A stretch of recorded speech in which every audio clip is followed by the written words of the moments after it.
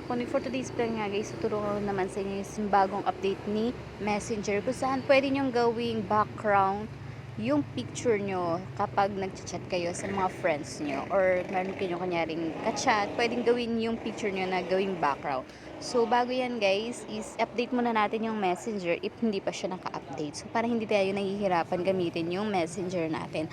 So, punta ka lang sa Play Store and then hanapin mo lang yung Messenger. At kapag naman naka-update guys, is pwede mo nang i-open yan, i-proceed. Katulad nung sa akin guys, naka-update na. So, punta na tayo dito sa ating Messenger and then hanapin mo lang yung gusto mong ka-chat. Or kunyari, ka-chat mo yung boyfriend mo, tapos gusto mo yung theme or yung background nyo ng chat nyo is yung picture mo is pwede yan. Punta ka lang dyan, i-click mo lang and then hanapin mo yung themes at dyan, makikita mo yung upload your image. So, pwede naman itong mga background pero kung gusto mo talaga yung picture mo yung nandun sa background, is pwede yan. And then, after nyo mapupunta ka sa gallery mo and then hanapin mo na yung picture mo.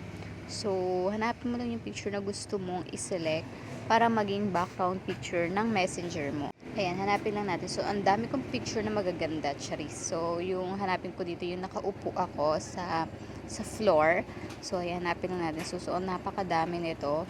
Hindi ko siya makita. Then, pag nakita mo na yung ganyan, ayan, i-select mo na yan. Ayan. Tapos, save ang gagawin nyo, guys. I-save mo lang at iyan, guys. So, magiging background nyo na yung inyong image. O, diba, bongga? And then, select lang guys. Ayan, ayan, ganyan. So, ganyan yung magiging background nung inyong chat. O, diba, bongga? So, maganda yan kung kayong dalawa ng jowa mo yung nasa picture. O, diba? So, ganyan lang guys yung bagong update ni Messenger. Kaya kung ako sa inyo guys, itry nyo na.